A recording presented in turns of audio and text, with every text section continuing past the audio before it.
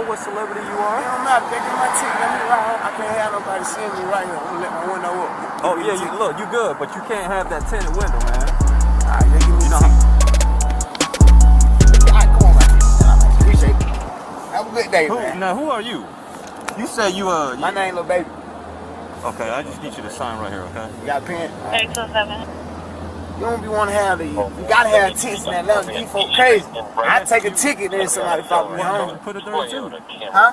You can put a 32. If you got a medical exception, you can get the tint. If you got a multi-passenger vehicle, you know what that is? It's got to be Uber or something. Like it's like have you ever seen those Mercedes Benz with like 10 or more people? Yeah, Sprinter. Yes, those we can't get those attention. I got them Sprinter too.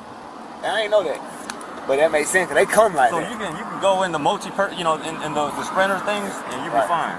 But with this, if I get you and I smell some marijuana and I see you drinking and stuff like that, that's a problem. So I honestly let one of my partners use my car for a video. I just get him in eyeball. He just sitting up there with you the whole time. He too chill.